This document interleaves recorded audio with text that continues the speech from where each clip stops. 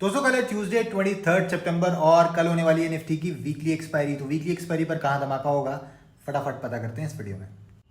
दोस्तों हमेशा की तरह एनालिसिस की शुरुआत करते हैं निफ्टी के डेली चार्ट से। इससे पहले मैं एनालिसिस में आगे बढ़ेगा, अगर आप पेज पे पहली बार आए तो फॉलो करना मत भूलिएगा ऐसी धमाकेदार डेली मार्केट एनालिसिस वीडियोस के लिए।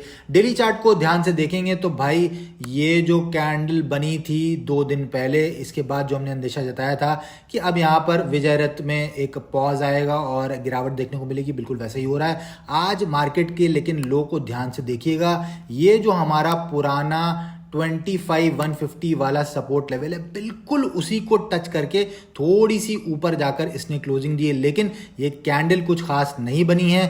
कल भी अगर हमें इस लेवल के नीचे यानी 25,150 के नीचे क्लोजिंग मिल जाती है, डेली क्लोजिंग, और वेडनेसडे को मार्केट इस लो के नीचे ट्रेड करने लग जाती है, तो इसका मतलब यहां तक आने का रास्ता साफ हो जाएगा फिर, जो कि हमारे 3 मूविंग एवरेजेस का कॉन्फ्लुएंस है, और ये आएगा लगभग 24,900 के लेवल के आसपास। अब इंट्राडे में मूव्स को कहां पकड़ेंगे ये देखते हैं निफ्टी के 5 मिनट के चार्ट पे।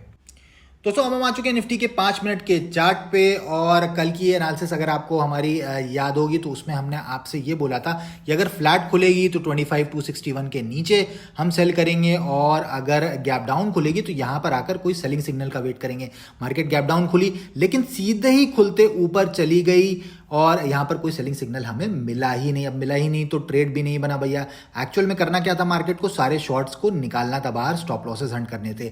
इस केस में एक और लर्निंग कंसेप्ट आपके लिए ये है कि अगर मार्केट गैप डाउन खुलती है तो हमें पिछले दिन के लो के आसपास ही सेलिंग सिग्नल ढूंढना होता है, और अगर यहां पर कोई सेलिंग सिग्नल नहीं देती है मार्केट, इनफैक्ट इसके ऊपर क्लोजिंग कर जाती है यानी लो के ऊपर, तो फिर ये जो नेक्स्ट रेजिस्टेंस होती है वो हमेशा पिछले दिन के क्लोज की होती है, मार्केट वहां तक आएगी। तो पिछले दिन का लो, क्लोज और हाई भी सपोर्ट रेजिस्टेंस की तरह एक्ट करता है। तो ये लर्निंग कॉन्सेप्ट आपके लिए है, वीडियो को सेव कर लीजिएगा ताकि आगे भी आप इसको रिवाइज कर सकें। अब कल क्या हो सकता है, अब कल भी दोस्तों in case of an absolute flat opening यही लेवल 25,261 इंपॉर्टेंट रहेगा। आपने देखा था ऊपर जाने के बाद एक बार जो कैंडल इसके नीचे क्लोज हुई, और एक बार अगर मार्केट इस तरह का कुछ कर देती है प्राइस एक्शन, तो बहुत तेजी से गिरावट आती है और सीधे 156 के लेवल तक आई थी।